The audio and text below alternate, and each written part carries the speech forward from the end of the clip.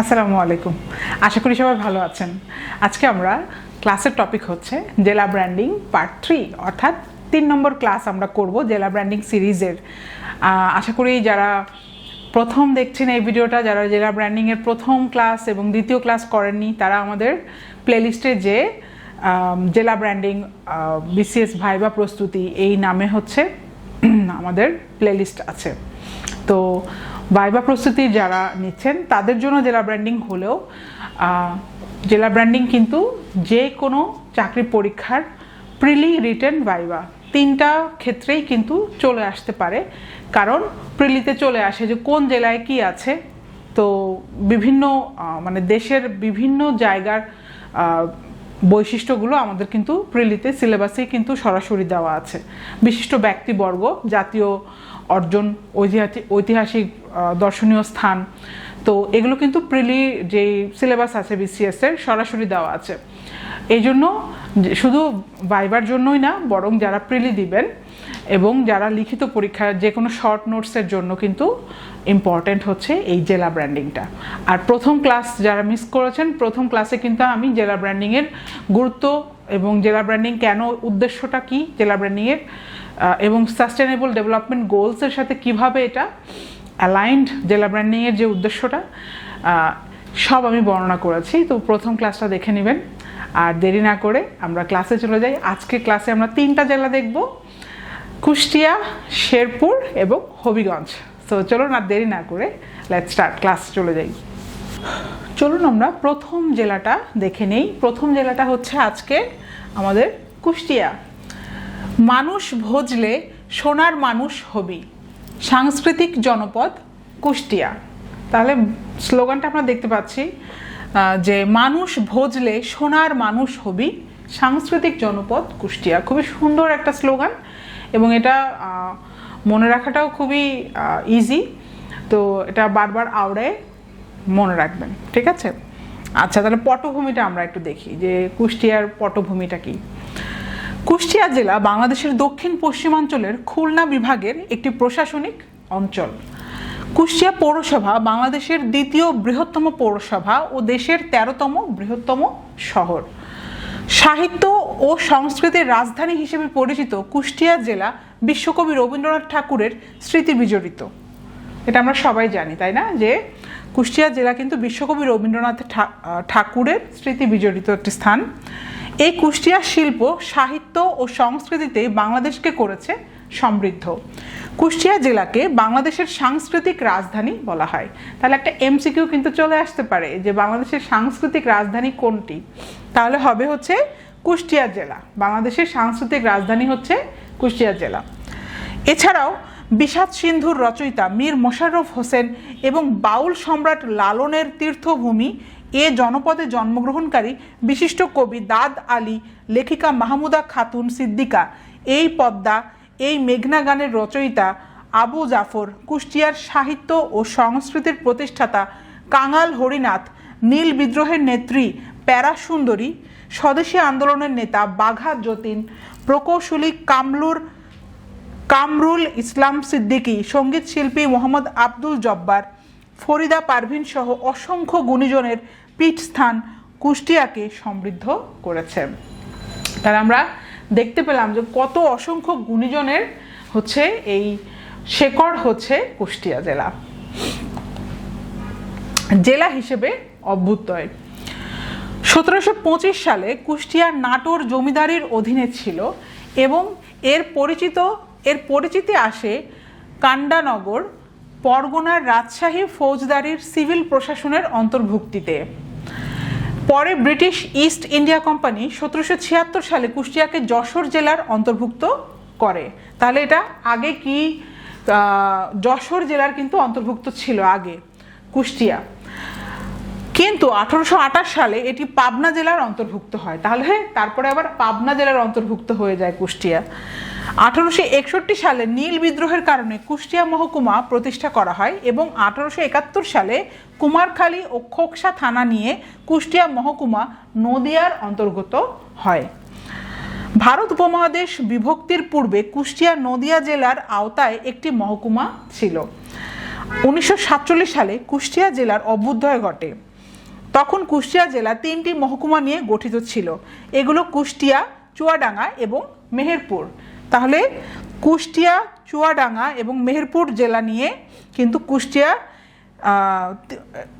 জেলা গঠিত ছিল, অর্থাৎ এই 3টি মহকুমা কুষ্টিয়া, চুয়াডাঙ্গা এবং মেহেরপুর, এই 3টি মহকুমা নিয়ে কুষ্টিয়া জেলা গঠিত ছিল। এরপর 1984 সালে চুয়াডাঙ্গা ও মেহেরপুর আলাদা জেলা হিসেবে পৃথক হয়ে গেলে কুষ্টিয়া মহকুমার 6টি থানা নিয়ে বর্তমান কুষ্টিয়া জেলা গঠিত হয়। নামকরণ তাহলে কি, কুষ্টিয়ার তাহলে নামকরণটা কিভাবে হলো এখন আমরা একটু দেখি। কুষ্টিয়া বহুপূর্ব থেকেই বাংলাদেশের সাংস্কৃতিক রাজধানী হিসেবে এর অবিসংবাদিত পরিচিতি রয়েছে। তবে কুষ্টিয়া নামটি কিভাবে এলো তা নিয়ে ইতিহাসকারদের মধ্যে মতভেদ রয়েছে। সবচেয়ে সমর্থিত মতটি 1820 প্রকাশিত হ্যামিল্টন সের গেজেট এর সূত্রে পাওয়া যায়। সেটি হলো, কুষ্টিয়াতে একসময় প্রচুর পরিমাণে পাট উৎপাদিত হতো। পাটকে স্থানীয় ভাষায় কোষ্টা এখনো বলা হয় বা কুষ্টি বলতো, অর্থাৎ পাটকে স্থানীয়ভাবে কোষ্টা অথবা কুষ্টি বলতো, যেটা এখনো কোষ্টা বলা হয়, যার থেকে কুষ্টিয়া নামটি এসেছে। কারো মতে ফার্সি ভাষার শব্দ কুশতহ থেকে কুষ্টিয়ার নামকরণ হয়েছে, যার অর্থ ছাই দ্বীপ। আবার পঞ্চম মুঘল সম্রাট শাহজাহানের সময় কুষ্টি বন্দরকে কেন্দ্র করে কুষ্টিয়া শহরের উৎপত্তি হয় বলেও একটি মত রয়েছে। আরও ইতিহাস আমরা দেখি। 1860 সালে ব্রিটিশরা বাংলাদেশের প্রথম railway station Jagati railway station স্থাপনের মাধ্যমে কলকাতার সাথে সরাসরি কুষ্টিয়া জেলার রেল লাইন স্থাপিত হয়। বাংলাদেশের প্রথম railway station Jagati railway station, পরবর্তীতে এই রেল লাইন গোয়ালন্দ ঘাট পর্যন্ত সম্প্রসারিত হয় এবং ঢাকার সাথে যোগাযোগ সহজ হয়ে ওঠে। তৎকালীন সময়ে রেনউইক জগেশ্বর অ্যান্ড কোম্পানি লিমিটেড 1896 মোহিনী মিল প্রতিষ্ঠিত হয়। 1869 সালে কুষ্টিয়া পৌরসভা প্রতিষ্ঠিত হয়। ব্রিটিশ ইস্ট ইন্ডিয়া কোম্পানি সম্রাট শাহজাহানের আমলে প্রতিষ্ঠিত কুষ্টি নদী বন্দর ব্যবহার করত, কিন্তু কুষ্টিয়াতে নীল চাষি ও নীলকরদের আগমনের পরেই নগরায়ণ শুরু হয়। 1861 সালে নীল বিদ্রোহের কারণে কুষ্টিয়া মহকুমা প্রতিষ্ঠিত হয় এবং 1871 সালে কুমারখালী ও খোকসা থানা নিয়ে কুষ্টিয়া মহকুমা নদিয়া জেলার অন্তর্গত হয়। এখানে আমরা ছবি দেখতে পাচ্ছি, রেনউইক জগেশ্বর অ্যান্ড কোম্পানি লিমিটেড এবং মোহিনী মিলের ছবি। 1947 সালে ব্রিটিশ ভারত ভাগের সময় কুষ্টিয়া নদিয়া জেলা থেকে পৃথক হয়ে পূর্ব পাকিস্তানের জেলা হিসেবে আত্মপ্রকাশ করে। এর মহকুমা শহর ছিল বর্তমানের কুষ্টিয়া জেলা, চুয়াডাঙ্গা জেলা এবং মেহেরপুর জেলা। তৎকালীন এসডি ও মৌলভী আব্দুল বারী বিশ্বাসকে প্রধান করে 1954 সালে গঙ্গা কপোতাক্ষ সেচ প্রকল্পের সদর দপ্তর কুষ্টিয়া জেলায় স্থাপন করা হয়। বাংলাদেশ স্বাধীনতা লাভের পর বাংলাদেশের প্রথম সরকারি ইসলামী বিশ্ববিদ্যালয়টি 1979 সালের 22 নভেম্বর কুষ্টিয়া জেলায় স্থাপন করা হয়। তাহলে আরও একটা ইম্পর্টেন্ট তথ্য পেয়ে গেলাম যে প্রথম সরকারি ইসলামী বিশ্ববিদ্যালয় হচ্ছে কুষ্টিয়াতে এবং 1979 সালের 22 নভেম্বর কুষ্টিয়া জেলায় স্থাপন করা হয়। ইসলামী বিশ্ববিদ্যালয়ের প্রধান ফটক 1984 সালে 1 মার্চ রাষ্ট্রপতি হুসেন মোহাম্মদ ইরশাদ বৃহত্তর কুষ্টিয়া জেলাকে ভেঙে 3টি জেলায় রূপান্তর করেন। এগুলো হলো কুষ্টিয়া জেলা, মেহেরপুর জেলা ও চুয়াডাঙ্গা জেলা। যে এখানে ইসলামী বিশ্ববিদ্যালয়ের ছবি দেওয়া আছে। আচ্ছা, এখন আমরা দেখব কুষ্টিয়া জেলার ভাষা ও সংস্কৃতি। কুষ্টিয়া জেলার মানুষের কথ্য বাংলাদেশের বাংলা ভাষার সবচেয়ে প্রমিত রূপ বলা হয়ে থাকে। তাহলে কুষ্টিয়া জেলার দেখবেন যারা মানে জানে কুষ্টিয়া, মানে যেই শুনে কুষ্টিয়া ভাষা তখন বলে, ও তোমার ভাষা তো অনেক সুন্দর। মানে কুষ্টিয়ার যেই মুখের ভাষা, কুষ্টিয়ার জেলার যে মুখের ভাষাটা সেটা অনেক সুমধুর, শ্রুতিমধুর আর কি সবাই বলে। অনেকেই বলে না, দেশের ভাষা যখন আঞ্চলিক ভাষায় কথা বলে অনেকেই বুঝতে পারে না, অনেকের কিন্তু সুন্দর ভাষা না, কিন্তু কুষ্টিয়ার যেই এলাকার মানুষের ভাষাটা সেটা কিন্তু সুন্দর বলে সবাই। তো এখানে বলছে কুষ্টিয়া জেলার মানুষের কথ্য বাংলাদেশের বাংলা ভাষার সবচেয়ে প্রমিত রূপ বলা হয়ে থাকে। বর্তমান কুষ্টিয়া জেলার চেয়ে নির্ভুল ভাষা উচ্চারণ ভঙ্গি একমাত্র যশোর জেলা ছাড়া বাংলাদেশের অন্য কোনো জেলায় পাওয়া যায় না। দেখেন, বর্তমান কুষ্টিয়া জেলার চেয়ে নির্ভুল ভাষা উচ্চারণ ভঙ্গি একমাত্র যশোর জেলা ছাড়া বাংলাদেশের অন্য কোথাও পাওয়া যায় না। যেমন আমরা চট্টগ্রামের ভাষা কিন্তু যারা বাইরের তারা কিন্তু বুঝতেই পারে না, কিন্তু কুষ্টিয়া জেলা এবং এই যে যশোর, এই দুই জেলার জায়গাকে বলা হয় একদম নির্ভুল উচ্চারণ ভঙ্গি আছে। তো বললাম না, যারা কুষ্টিয়া জেলার শুনলেই সবাই বলে, ও তোমার বাসা কুষ্টিয়াতে, তোমার তো ভাষা অনেক সুন্দর, এরকম বলে। এই জেলার ভাষা অত্যন্ত স্পষ্ট, শ্রুতিমধুর, উচ্চারণে জড়তাহীন ও সকলের কাছে সহজবোধ্য।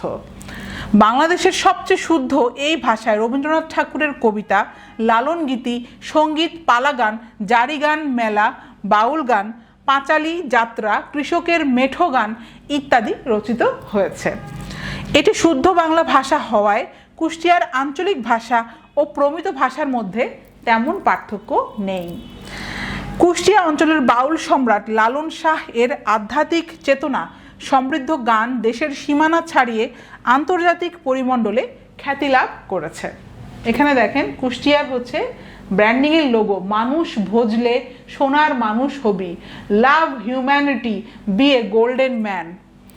তাহলে কুষ্টিয়া দ্য কালচারাল হাব, সাংস্কৃতিক জনপদ কুষ্টিয়া, এগুলো কুষ্টিয়া জেলার ব্র্যান্ডিং লোগো। কত সুন্দর দেখেন, ইংলিশটাও জেনে যাবেন, love humanity, be a golden man, Kushtia the cultural hub. খুবই সুন্দর লোগো, দেখলে নাম স্লোগানটা ভালো মতো মাথায় নিয়ে যাবেন, বারবার পড়বেন, মনে থাকবে। কুষ্টিয়া জেলার ভাষা ও সংস্কৃতি নিয়ে আমরা আরেকটু পড়ি।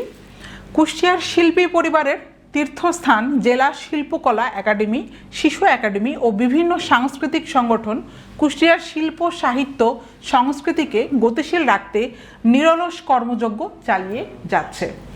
কুষ্টিয়া পৌরসভা কর্তৃক প্রতি বছর বসন্ত উৎসব, নবান্ন উৎসব, পিঠা উৎসবের আয়োজন করা হয়। তাছাড়া জেলার বিভিন্ন প্রতিষ্ঠান স্বল্প পরিসরে পিঠা উৎসব ও লোকজ মেলার আয়োজন করে থাকে। সংস্কৃতির পাশাপাশি এ জেলায় রয়েছে নিজস্ব মিষ্টি দ্রব্য। এর মধ্যে তিলের খাজা ও কুলফি মালাই উল্লেখযোগ্য। দই, ঘি ও হরেক রকমের মিষ্টিরও খ্যাতি রয়েছে। এই যে দেখেন, তিলের খাজা, কুষ্টিয়ার বিখ্যাত তিলের খাজা এবং কুলফি মালাইয়ের ছবি। লালন শাহের মাজারে প্রতি বছর লালন মেলার আয়োজন করা হয়। প্রতি বছর জেলা পরিষদ কর্তৃপক্ষ গড়াই নদীতে নৌকা বাইচ প্রতিযোগিতার আয়োজন করে। প্রতি বছর বাংলাদেশ লাঠিয়াল বাহিনী কুষ্টিয়ার বিভিন্ন জায়গায় লাঠি খেলা উৎসবের আয়োজন করে থাকে। কুষ্টিয়া অঞ্চলের বাউল সম্রাট লালন শাহের আধ্যাত্মিক চেতনা সমৃদ্ধ গান দেশের সীমানা ছড়িয়ে আন্তর্জাতিক পরিমণ্ডলে খ্যাতি লাভ করেছে। এখানে দেখেন লালন মেলার ছবি। সাধারণ তথ্যাবলী, কুষ্টিয়ার এখন সাধারণ তথ্যাবলী আমরা জানব। জেলা প্রতিষ্ঠা 1947 সালে। কুষ্টিয়া জেলার আয়তন হচ্ছে 1608.80 বর্গ কিলোমিটার, অর্থাৎ 1608 বর্গ কিলোমিটার। বিভাগ খুলনা। সীমানা উত্তর দিকে রাজশাহী জেলা, নাটোর জেলা ও পাবনা জেলা, দক্ষিণ দিকে চুয়াডাঙ্গা জেলা ও ঝিনাইদহ জেলা, পূর্ব দিকে রাজবাড়ী জেলা, পশ্চিম দিকে মেহেরপুর জেলা এবং ভারতের পশ্চিমবঙ্গর নদিয়া জেলা ও মুর্শিদাবাদ জেলা। তাহলে সীমানাটা কিন্তু খুবই কমপ্লেক্স এবং ঠিক আছে, মানে এটা মাথায় রাখতে হবে। এটা কিভাবে মাথায় রাখবেন? শর্টকাট হচ্ছে ম্যাপ। ম্যাপটা দেখে একদম মাথায় বসে যাবে, ম্যাপ দেখে দেখে পড়বেন। হ্যাঁ, সীমানা যখনই পড়বেন, এই যেমন উত্তরে আমরা দেখতে পাচ্ছি কুষ্টিয়া জেলার রাজশাহী, নাটোর এবং পাবনা, এবং পূর্ব পাশে রাজবাড়ী, দক্ষিণে হচ্ছে চুয়াডাঙ্গা, তারপর ঝিনাইদহ, ঠিক আছে, তারপরে আবার পশ্চিম পাশে হচ্ছে মেহেরপুর এবং পশ্চিমবঙ্গ ভারতের। সো ম্যাপটা দেখলে কিন্তু আপনার এত কষ্ট হবে না, খুব ভালোভাবে ম্যাপটা কোথায় কি আছে, সীমানাটা খুব ভালোভাবে মাথায় নিয়ে তারপরে যাবেন ভাইবা বোর্ডে। আচ্ছা, জনসংখ্যা হচ্ছে 21,49,692। 2022 সাল অনুযায়ী 21,49,692 জন হচ্ছে জনসংখ্যা। জনঘনত্ব 1300 বর্গ কিলোমিটার, মানে পার বর্গ কিলোমিটারে 1300 জন হচ্ছে জনঘনত্ব।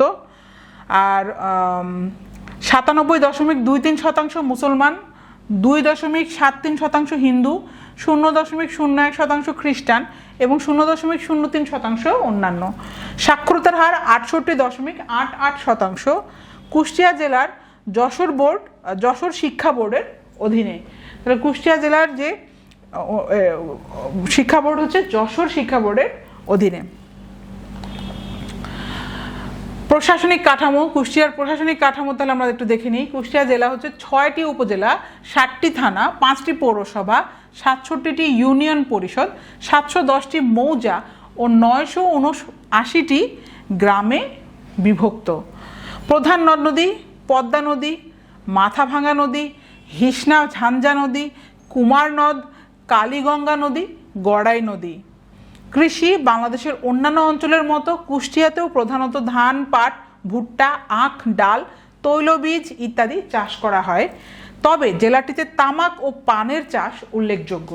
তাহলে এখানে পদ্মা নদী, হার্ডিঞ্জ ব্রিজ ও লালন শাহ সেতু, এখানে ছবি দেখতে পাচ্ছি, হার্ডিঞ্জ ব্রিজ ও লালন শাহ সেতু। তারপরে এটা পাট, অর্থাৎ কুষ্টিয়াতে কিন্তু তামাক এবং পানের চাষ উল্লেখযোগ্য। কুষ্টিয়া কিন্তু তামাকের জন্যও ফেমাস, এটা মাথায় রাখবেন, এবং পানের চাষ উল্লেখযোগ্য হচ্ছে কুষ্টিয়াতে। স্বাধীনতা যুদ্ধে কুষ্টিয়া, তাহলে ভেরি ইম্পর্টেন্ট, মুক্তিযুদ্ধের সময় কুষ্টিয়াটা আমরা ভালো মতো দেখবো। 1971 সালে মুক্তিযুদ্ধের সময় কুষ্টিয়া জেলা 8 নং সেক্টরের অধীনে ছিল। তাহলে ম্যাপটা খুব ইম্পর্টেন্ট, ম্যাপে 8 নং সেক্টর দেখে নেবেন। পাকিস্তানি সেনারা কুষ্টিয়া জেলা স্কুলকে তাদের ঘাঁটি হিসেবে ব্যবহার করেছিল। কুষ্টিয়া জেলার 2907 জন মুক্তিযোদ্ধা রয়েছে, অর্থাৎ 2907 জন মুক্তিযোদ্ধা রয়েছে। 2004 সালে প্রদত্ত গেজেট অনুযায়ী কুষ্টিয়া জেলার 8 জন খেতাবপ্রাপ্ত মুক্তিযোদ্ধা রয়েছে। এখানে আমরা একটু দেখে নিই যে 1 নম্বর খেতাবপ্রাপ্ত হচ্ছে নাম আবু তালেব, গ্রাম জগতী, উপজেলা কুষ্টিয়া। 2 নম্বর খেতাবপ্রাপ্ত হচ্ছে শরফুদ্দিন আহমেদ, সুলতানপুর, কুমারখালী। এই দুজন হচ্ছে বীর উত্তম, ঠিক আছে। তারপরে বীর বিক্রম হচ্ছে এখানে খালেদ সাইফুদ্দিন, কাঠদহ উপজেলা কুষ্টিয়া, এবং হাবিবুর রহমান শেরপুর, দৌলতপুর। আচ্ছা, এগুলো হচ্ছে বীর প্রতীক। আর বীর বিক্রম মাত্র একজনই, খালেদ সাইফুদ্দিন, গ্রাম কাঠদহ এবং উপজেলা কুষ্টিয়া। আর বাকি এখানে 4 জন আমরা দেখতে পাচ্ছি হচ্ছে বীর প্রতীক। হাবিবুর রহমান, শামসুদ্দিন আহমেদ, কে এম রফিকুল ইসলাম, শেখ দিদার আলী, আব্দুল আলিম, এই 4 জনই বীর প্রতীক। এই ছকটা ভালো মতো দেখে যাবেন। ইনকেস যদি জিজ্ঞাসা করে তোমার এলাকায়, ঠিক আছে, ভাইবা বোর্ডে কিন্তু জিজ্ঞাসা করতে পারে যে তোমার এলাকায় খেতাবপ্রাপ্ত মুক্তিযোদ্ধা কয়জন এবং তাদের নাম বলো, তখন আপনি বীর উত্তম, বীর বিক্রম, বীর প্রতীক যথাক্রমে বলবেন। একজন করে হলেও, সব তো মনে থাকবে না, বাট একজন একজন করে যেন বলতে পারেন, ঠিক আছে। অবশ্যই এটা মুখস্থ করে যাবেন। আচ্ছা, তাহলে উল্লেখযোগ্য ব্যক্তিত্ব কারা আছেন কুষ্টিয়াতে? লালন শাহ, তাহলে লালন শাহকে তো আমরা সবাই চিনি, কুষ্টিয়ার জন্য, কুষ্টিয়া মানে ওনার জন্য কুষ্টিয়া হচ্ছে ফেমাস। লালন ছিলেন বহুমুখী প্রতিভার অধিকারী একজন বাঙালি, যিনি ফকির লালন, লালন সাই, লালন শাহ, মহাত্মা লালন ইত্যাদি নামেও পরিচিত। তিনি একাধারে একজন আধ্যাত্মিক ফকির সাধক, মানবতাবাদী, সমাজ সংস্কারক এবং দার্শনিক। তিনি অসংখ্য গানের গীতিকার, সুরকার ও গায়ক ছিলেন। লালনকে বাউল গানের অগ্রদূতদের অন্যতম একজন হিসেবে বিবেচনা করা হয় এবং তার গান 19 শতকে বেশ জনপ্রিয়তা অর্জন করে। লালন ছিলেন একজন মানবতাবাদী সাধক, যিনি ধর্ম, বর্ণ, গোত্র সহ সকল প্রকার জাতিগত বিভেদ থেকে সরে এসে মানবতাকে সর্বোচ্চ স্থান দিয়েছিলেন। অসাম্প্রদায়িক এই মনোভাব থেকেই তিনি তার গান রচনা করেছেন। তার গান ও দর্শন যুগে যুগে প্রভাবিত করেছে রবীন্দ্রনাথ ঠাকুর, কাজী নজরুল ও অ্যালেন গিনেসবার্গের মতো বহু খ্যাতনামা কবি, সাহিত্যিক, দার্শনিক, বুদ্ধিজীবী সহ অসংখ্য মানুষকে। এই যে দেখেন, লালন শাহের জীবদ্দশায় তৈরি করা একমাত্র চিত্র 1889 খ্রিস্টাব্দে এঁকেছিলেন জ্যোতিরিন্দ্রনাথ ঠাকুর। তাহলে ওনার জীবদ্দশায় একমাত্র তৈরি করা একমাত্র চিত্র। আচ্ছা, লালন তরুণ বয়সে একবার তীর্থ ভ্রমণে বের হয়ে পথিমধ্যে গুটি বসন্ত রোগে আক্রান্ত হন। তখন তার সাথীরা তাকে মৃত ভেবে পরিত্যাগ করে যার যার গন্তব্যে চলে যায়। কালীগঙ্গা নদীতে ভেসে আসা মুমূর্ষু লালনকে উদ্ধার করেন মলম শাহ। মলম শাহ ও তার স্ত্রী মতিজান তাকে বাড়িতে নিয়ে সেবা শুশ্রূষা দিয়ে সুস্থ করে তোলেন। এরপর লালন তার কাছে দীক্ষিত হন এবং কুষ্টিয়ার ছেউড়িয়াতে স্ত্রী ও শিষ্যসহ বসবাস শুরু করেন। গুটি বসন্ত রোগে একটি চোখ হারান লালন। ছেউড়িয়াতে তিনি দার্শনিক গায়ক সিরাজ শাহের সাক্ষাতে আসেন এবং তার দ্বারা প্রভাবিত হন। সিরাজ শাহ ছিলেন বাঙালি বাউল সাধক এবং দার্শনিক। লালন শাহের গানগুলো যুগে যুগে বহু সঙ্গীত শিল্পীর কণ্ঠে লালনের এই গানসমূহ উচ্চারিত হয়েছে। গান্ধীরও 25 বছর আগে ভারত উপমহাদেশে সর্বপ্রথম তাকে মহাত্মা উপাধি দেয়া হয়েছিল। তার দাম্পত্য সঙ্গী ছিলেন বিশাখা। লালন শাহের জন্ম 17 অক্টোবর। লালন 1890 সালের 17 অক্টোবর লালন 116 বছর বয়সে কুষ্টিয়ার কুমারখালীর ছেউড়িয়াতে নিজ আখড়ায় মৃত্যুবরণ করেন। তো এই ডিটেলগুলো গল্প আকারেই দেওয়া আছে, মনে রাখাটাই ইজি, বারবার একটু পড়ে দেখে যাবেন। এর এমসিকিউতেও কিন্তু চলে আসতে পারে, ইম্পর্টেন্ট তথ্য আছে। আর এই যে কুমারখালীর ছেউড়িয়াতে লালন শাহের সমাধির ছবি। উল্লেখযোগ্য ব্যক্তিত্বের মধ্যে কুষ্টিয়ার মীর মোশাররফ হোসেন আছে। আমরা একটু ছোট করে ওনার একটু ইতিহাসটা একটু দেখব। মীর মোশাররফ হোসেন নভেম্বর 13, 1847 থেকে ডিসেম্বর 19, 1911। মীর মোশাররফ হোসেন ছিলেন একজন বাঙালি ঔপন্যাসিক, নাট্যকার ও প্রাবন্ধিক। তার পুরো নাম সৈয়দ মীর মোশাররফ হোসেন। তিনি তৎকালীন ব্রিটিশ ভারতে বর্তমান বাংলাদেশ কুষ্টিয়া জেলার কুমারখালী উপজেলার চাপড়া ইউনিয়নের লাহিপাড়া গ্রামে জন্মগ্রহণ করেন। তার পৈতৃক নিবাস রাজবাড়ী জেলার বালিয়াকন্দি উপজেলার পদমদি গ্রামে। তিনি বাংলা ভাষার অন্যতম প্রধান গদ্যশিল্পী ও বাঙালি মুসলিম সাহিত্যিকদের পথিকৃৎ। কারবালার যুদ্ধকে উপজীব্য করে রচিত বিষাদ সিন্ধু তার সবচেয়ে জনপ্রিয় সাহিত্যকর্ম। মীর মোশাররফ হোসেন তার বহুমুখী প্রতিভার মাধ্যমে উপন্যাস, নাটক, প্রহসন, কাব্য ও প্রবন্ধ রচনা করে আধুনিক যুগে মুসলিম রচিত বাংলা সাহিত্যের সমৃদ্ধ ধারার প্রবর্তন করেন। তার স্মৃতি রক্ষার্থে তার নামে জাহাঙ্গীরনগর বিশ্ববিদ্যালয়ে 1978 সালে একটি আবাসিক হল নির্মাণ করা হয়, যা দক্ষিণ এশিয়ার মধ্যে ছাত্রদের জন্য তৈরিকৃত দ্বিতীয় বৃহৎ আবাসিক হল। মীর মোশাররফ হোসেনের ছবি। আরও উল্লেখযোগ্য ব্যক্তিত্ব আমরা একটু দেখি। অক্ষয় কুমার মৈত্রেয়, ইতিহাসবিদ, আইনজীবী, সাহিত্যিক। হরিনাথ মজুমদার, সমাজ বিপ্লবী ও বাউল কবি। কাজী মোতাহার হোসেন, সাহিত্যিক, শিক্ষাবিদ, সঙ্গীতজ্ঞ ও দাবাড়ু। মাহমুদা খাতুন সিদ্দিকা, বাংলা সাহিত্যের প্রথম মহিলা কবি, মহিলা কবিদের মধ্যে প্রথম সনেটকার ও গদ্য ছন্দের কবি।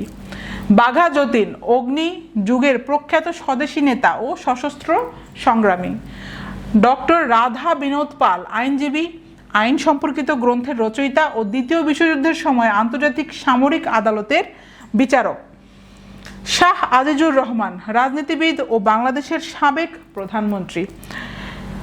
হারাধন বন্দ্যোপাধ্যায়, প্রখ্যাত অভিনয়শিল্পী। কাজী আরেফ আহমেদ, মুক্তিযুদ্ধের বিশিষ্ট সংগঠক ও বাংলাদেশের জাতীয় পতাকার অন্যতম রূপকার। এম শমশের আলী, শিক্ষাবিদ ও গবেষক। এম শমশের আলী, শিক্ষাবিদ ও গবেষক। এখানে আমরা ছবি দেখতে পাচ্ছি অক্ষয় কুমার মৈত্রেয়, হরিনাথ মজুমদার, যতীন্দ্রনাথ মুখোপাধ্যায়, কাজী মোতাহার হোসেন, মাহমুদা খাতুন সিদ্দিকা, রাধা বিনোদ পালের ছবি। তাহলে আরও কিছু উল্লেখযোগ্য ব্যক্তিত্বের ছবি আমরা দেখব। মন্মথনাথ মুখোপাধ্যায়, কলকাতা হাইকোর্টের বিচারপতি ও আইনশাস্ত্রবিদ। জ্যোতিপ্রকাশ দত্ত, লেখক। আজিজুর রহমান, কবি, গীতিকার ও কুষ্টিয়ার ইতিহাস সন্ধানী। মাহবুবুল আলম হানিফ, বর্তমান সংসদ সদস্য, যুগ্ম সাধারণ সম্পাদক, বাংলাদেশ আওয়ামী লীগ। চমক হাসান, গণিতবিদ, বিজ্ঞান বিষয়ক লেখক, অনলাইন শিক্ষাবিদ এবং প্রকৌশলী। সালাউদ্দিন লাবলু, অভিনেতা, চিত্রনাট্যকার এবং টিভি পরিচালক। অভিনেতা কচি খন্দকার, মিজু আহমেদ ও আহমেদ শরীফ, বন্যা মির্জা। সঙ্গীত ও বাউল শিল্পী শফি মণ্ডল, ফরিদা পারভিন, সালমা আক্তার। হাবিবুল বাশার সুমন, বাংলাদেশ জাতীয় ক্রিকেট দলের সাবেক অধিনায়ক। এখানে আজিজুর রহমানের ছবি, অক্ষয় কুমার মৈত্রেয়, সালাউদ্দিন লাবলুর ছবি, জ্যোতিপ্রকাশ দত্তের ছবি, মাহবুবুল আলম হানিফ এর ছবি, ফরিদা পারভিন এর ছবি। উল্লেখযোগ্য দর্শনীয় স্থান এখন আমরা দেখে নিই কুষ্টিয়াতে কি কি আছে। রবীন্দ্রনাথের কুঠি বাড়ি, লালন শাহের মাজার, মীর মোশাররফ হোসেনের বাস্তুভিটা, ঝাউদিয়া শাহী মসজিদ, কুষ্টিয়া শিল্পকলা একাডেমি, টেগোর লজ, মানে ঠাকুর, রবীন্দ্রনাথ ঠাকুরের ইংরেজি কিন্তু কি বলে টাগোর, তো ওইটা থেকে সম্ভবত এসেছে টেগোর লজ, TAGORE ইংরেজিটা, তাই না? তো টাগোর বা টেগোর, তাহলে টেগোর লজ। লালন শাহ সেতু, পদ্মা নদীর উপরে তৈরি করা প্রথম সেতু, সেটা হচ্ছে লালন শাহ সেতু। জগতী রেলওয়ে স্টেশন, বাংলাদেশের প্রথম রেলওয়ে স্টেশন হচ্ছে Jagati railway station. YouTube village, তাহলে এই যে ছবি দেখতে পাচ্ছি ইউটিউব ভিলেজের ছবি, জগতী রেলওয়ে স্টেশনের ছবি দেখতে পাচ্ছি। এখানে আমরা দেখছি লালন শাহ সেতু, তারপরে মীর মোশাররফ হোসেনের বাস্তুভিটা, ঝাউদিয়া শাহী মসজিদ, রবীন্দ্রনাথের কুঠি বাড়ি ছবি, টেগোর লজ এবং লালন শাহের মাজার। ছবিটা PDF-এ পেয়ে যাবেন, PDF-এ ভালো করে দেখে যাবেন। এখন আমরা দেখব পর্যটনের আনন্দে তুলসীমালার সুগন্ধে শেরপুর। তাহলে এখন যাদের বাসা শেরপুর তারা এখন দৃষ্টি ভালো মতো দেন যে আমরা এখন শেরপুর নিয়ে ভালো মতো শিখব। শেরপুরের স্লোগান হচ্ছে পর্যটনের আনন্দে তুলসীমালার সুগন্ধে। তাহলে তুলসীমালা কিন্তু আমরা জানি GI পণ্য, রিসেন্টলি কিন্তু এটা স্বীকৃতি পেয়েছে। তো স্লোগানের সাথেও দেখেন ঢুকিয়ে দিয়েছে যে পর্যটনের আনন্দে এবং তুলসীমালার সুগন্ধে। তো মনে রাখাটা খুবই ইজি যে তুলসীমালা শেরপুরের GI পণ্য। আচ্ছা, তাহলে পটভূমিটা আমরা একটু দেখি। শেরপুরের পটভূমি, অতীতে শেরপুর কামরূপ রাজ্যের অন্তর্ভুক্ত ছিল। ব্রিটিশ এবং পাকিস্তান আমলে এর নাম ছিল শেরপুর সার্কেল।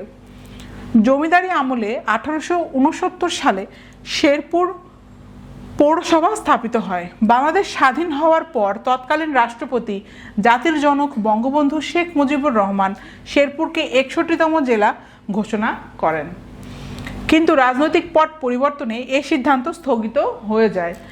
1979 সালে শেরপুরকে মহকুমায় রূপান্তর ও 22 ফেব্রুয়ারি 1984 শেরপুরকে জেলায় উন্নীত করে জেলার 5টি থানাকে উপজেলায় রূপান্তরিত করা হয়। এই যে এখানে ম্যাপ দেখেন, বাংলাদেশের ম্যাপ, শেরপুর ঠিক এই যে উপরে উত্তর পাশে আর কি, দেখে যাবেন ভালো করে। তাহলে শেরপুরের নামকরণের ইতিহাস আমরা এখন একটু দেখি। আবুল ফজলের আইনি আকবরীতে উল্লেখ আছে শেরপুর এলাকা অতীতে 10 কাহনিয়া নামে পরিচিত ছিল। প্রবাদ আছে সুদূর অতীতে জামালপুর ও শেরপুরের মধ্যবর্তী বিস্তীর্ণ জলমগ্ন অঞ্চল পার হতে 10 কাহন কড়ি পরিশোধ করতে হতো, যা 10 কাহনিয়া নামে পরিচিতি লাভ করে। বাংলার নবাবী আমলে গাজী বংশের শেষ জমিদার শের আলী গাজী 10 কাহনিয়া অঞ্চল দখল করে স্বাধীনভাবে রাজত্ব করেন। এই শের আলী গাজীর নামে 10 কাহনিয়ায় নাম হয় শেরপুর। তখনও শেরপুর রাজ্যের রাজধানী ছিল গড় জরিপা। বর্তমান গাজীর খামার ইউনিয়নের গিদ্দাপাড়ায় ফকিরবাড়িতে শের আলী গাজীর মাজার এবং নকলা উপজেলার রুনিগাঁয়ে গাজীর দরগা অবস্থিত। এখানে ছবি দেখেন, সম্রাট আকবরের রাজসভা আকবরনামা গ্রন্থের পুঁথিচিত্র। এটা দেখলে মনে থাকবে হিস্ট্রিটা, কিভাবে নামকরণটা হলো গল্পের আকারে পড়ে যাবেন। তাহলে শেরপুরের সাধারণ তথ্যাবলী এখন আমরা একটু দেখব। প্রতিষ্ঠা 22 ফেব্রুয়ারি 1984 সাল। সীমানা উত্তরে মেঘালয়, দক্ষিণ ও পশ্চিমে জামালপুর জেলা ও পূর্ব দিকে ময়মনসিংহ জেলা। তাহলে এখন আমরা দেখি ম্যাপে, দেখি উত্তরে এই যে মেঘালয়, ভারতের মেঘালয়, তারপরে পূর্ব দিকে ময়মনসিংহ, দক্ষিণে জামালপুর এবং পশ্চিমেও জামালপুর আমরা দেখতে পাচ্ছি। ভালো মতো ম্যাপটা দেখবেন, তাহলে এই যে এই সীমানাটা মনে রাখাটা ইজি হবে। আয়তন হচ্ছে 1364.67 বর্গ কিলোমিটার, দেশের 49তম, ময়মনসিংহ বিভাগের 4র্থ। জনসংখ্যা 15,01,853 জন। জনসংখ্যায় দেশের 47তম, ময়মনসিংহ বিভাগের চতুর্থ। সাক্ষরতা 7 বছর ও তদূর্ধ্বের 68.3%। ঘনত্ব প্রতি বর্গ কিলোমিটারে 1101। প্রশাসনিক এলাকাসমূহ: শেরপুর জেলা 5টি উপজেলা, 4টি পৌরসভা, 52টি ইউনিয়ন, 458টি মৌজা, 678টি গ্রাম ও 3টি সংসদীয় আসন নিয়ে গঠিত। সংসদীয় আসন কয়টি? 3টি। প্রধান নদ নদী: ব্রহ্মপুত্র, ভোগাই, নিতাই, কংস, সোমেশ্বরী, মহারশী, মালিঝি। তুলসীমালা ধান নিয়ে এখন আমরা একটু পড়ব, কারণ শেরপুরের জিআই পণ্য তুলসীমালা।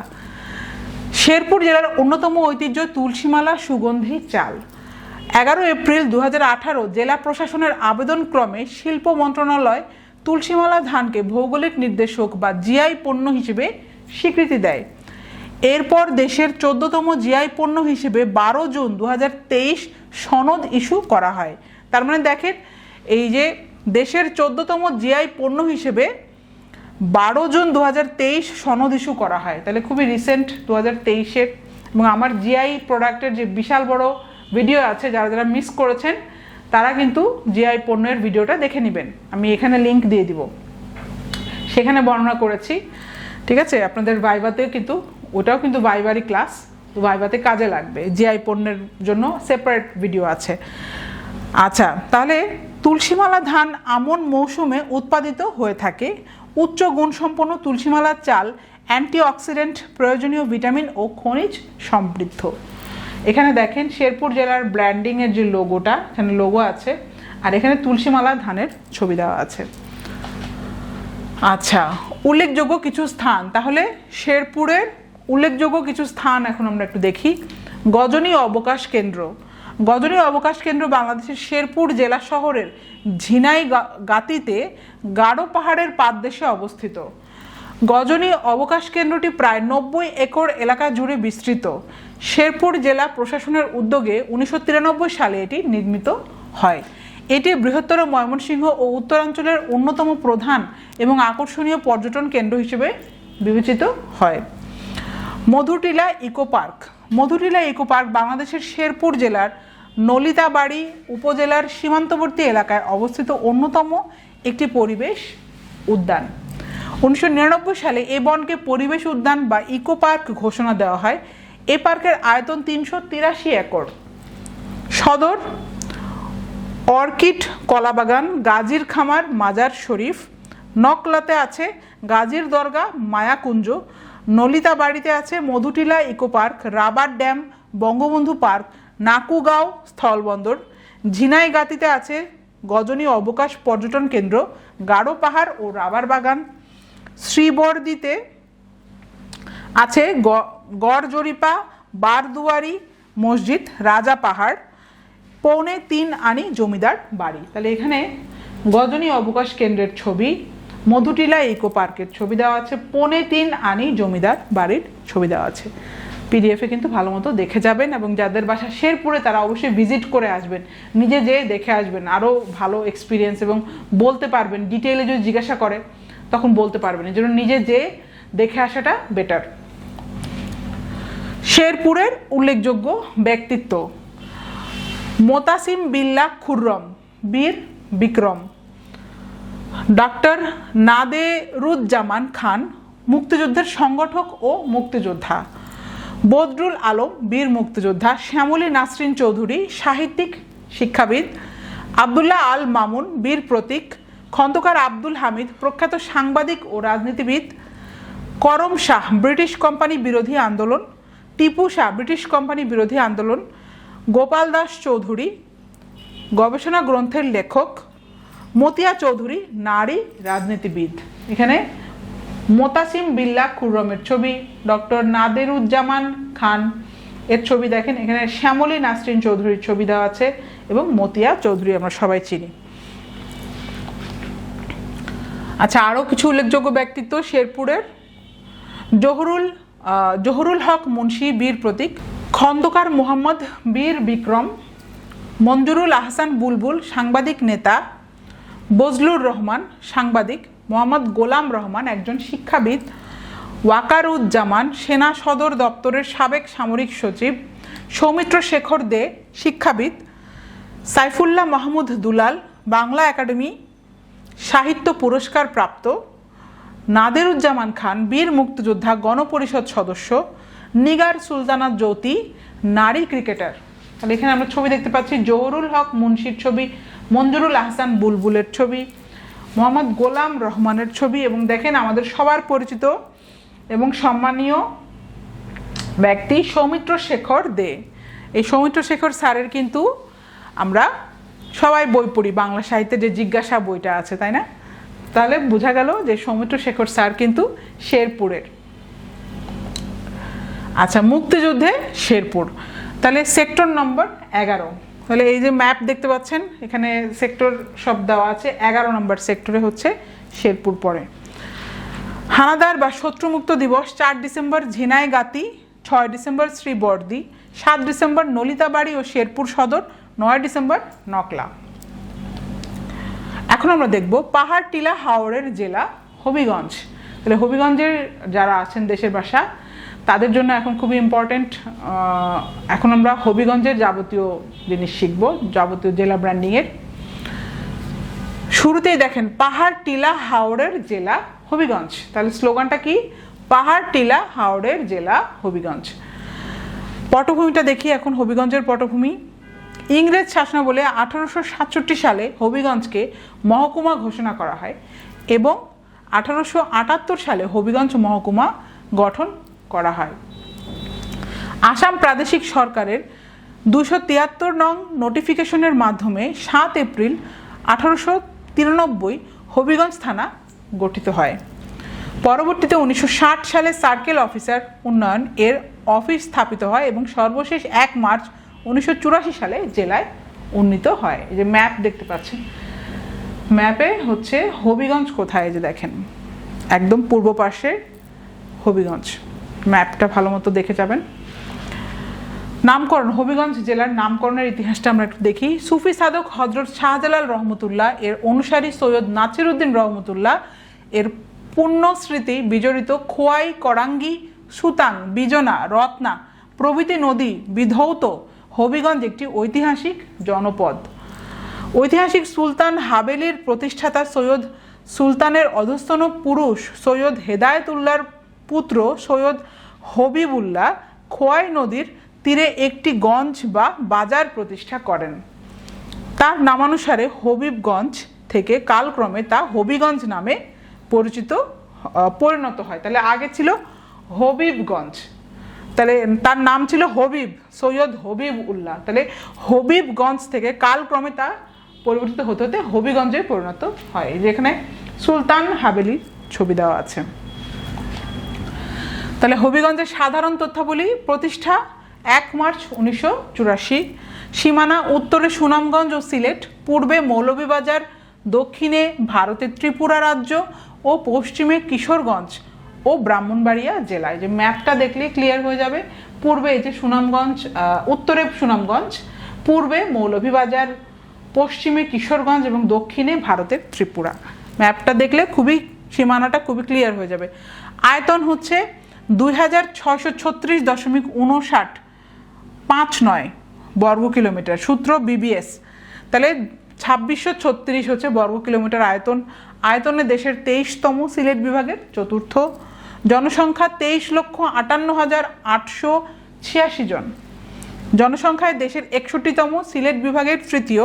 সাক্ষরতা 7 বছর ও তদূর্ধ্ব 75.8%। SVRS 202।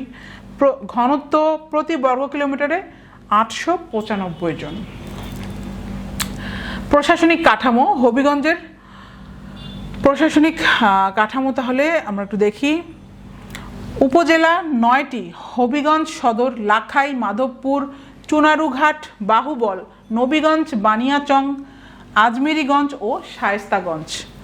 থানা 9টি, পৌরসভা 6টি: হবিগঞ্জ সদর, মাধবপুর, চুনারুঘাট, নবীগঞ্জ, শায়েস্তাগঞ্জ ও আজমেরীগঞ্জ। ইউনিয়ন 77টি। জাতীয় সংসদের আসন 4টি। প্রধান নদ নদী: কুশিয়ারা, খোয়াই, সুতাং, রত্না, শুটকি, সোনাই, করাঙ্গি, ঝিংরি, ভেড়ামোহনা, বরাক, বিজনা প্রভৃতি। এই যে দেখেন এখানে হবিগঞ্জের লোগো, হবিগঞ্জের পর্যটন, পাহাড়, টিলা, হাওর, বন, হবিগঞ্জের পর্যটন। এটা আবার মিলে গেছে ছড়া, পাহাড়, টিলা, হাওর, বন, হবিগঞ্জের পর্যটন। তাহলে এটা হচ্ছে স্লোগান, হবিগঞ্জ জেলা ব্র্যান্ড লোগো। ঠিক আছে, এটা মনে রাখাটা খুবই ইজি। তাহলে পাহাড়, টিলা, হাওর, বন, হবিগঞ্জের পর্যটন। আচ্ছা, তাহলে মুক্তিযুদ্ধে হবিগঞ্জ সেক্টর নম্বর 3। তাহলে এই জন্য এখানে ভালো মতো সেক্টর নম্বর 3 কোথায়, এই যে এখানে সেক্টর নম্বর 3 ভালো মতো দেখে যাবেন। হানাদার বা শত্রুমুক্ত দিবস 5 ডিসেম্বর চুনারুঘাট, 6 ডিসেম্বর সদর, নবীগঞ্জ, বাহুবল, মাধবপুর ও শায়েস্তাগঞ্জ, 7 ডিসেম্বর আজমিরিগঞ্জ ও লাখাই, 8 ডিসেম্বর বানিয়াচং। তাহলে হবিগঞ্জের উল্লেখযোগ্য দর্শনীয় স্থান এখন আমরা দেখব। তেলিয়াপাড়া স্মৃতিসৌধ, 4 এপ্রিল 1971 বাংলাদেশের স্বাধীনতা যুদ্ধের ঊর্ধ্বতন সেনা কর্মকর্তারা তেলিয়াপাড়ায় দ্বিতীয় ইস্ট বেঙ্গলের সদর দপ্তরে একত্রিত হন। চা বাগান পরিবেষ্টিত পাহাড়ি এই অঞ্চলে general MAG Osmani, lieutenant colonel Abdur Rab, lieutenant colonel Salauddin Mohammad Reza, major Kazi Nuruzzaman, major Khaled Musharraf, major Moinul Hossain Chowdhury সহ অনেকেই সেখানে উপস্থিত ছিলেন। এই সভাতেই মুক্তিবাহিনী সাংগঠনিকভাবে পরিপুষ্ট হয়ে ওঠে এবং জেনারেল MAG ওসমানী নেতৃত্ব গ্রহণ করা হয়।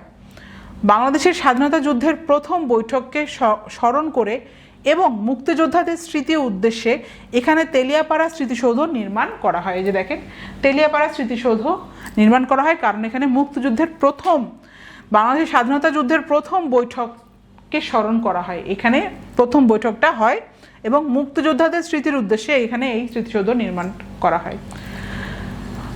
আরও দর্শনীয় স্থান হচ্ছে দেখেন রাজিউড়াতে শঙ্কর পাশা শাহী মসজিদ, লাখাইতে আছে অমৃত মন্দির, বায়েজিদ শাহের মাজার, মাধবপুরে আছে বাজামুড়া রাজবাড়ি, ফ্রুটস ভ্যালি ও তেলিয়াপাড়া স্মৃতিসৌধ। কোথায় তাহলে? মাধবপুরে। চুনারুঘাট হচ্ছে রেমা কালেঙ্গা বন্যপ্রাণী অভয়ারণ্য, সাতছড়ি জাতীয় উদ্যান। নবীগঞ্জে আছে বিবিয়ানা গ্যাস ফিল্ড, উত্তোলনের দিক দিয়ে দেশের বৃহৎ। শায়েস্তাগঞ্জে আছে গায়েবী গজার মাছের পুকুর। আজমিরিগঞ্জে আছে খাজা শাহ ইছাক চিশতির মাজার।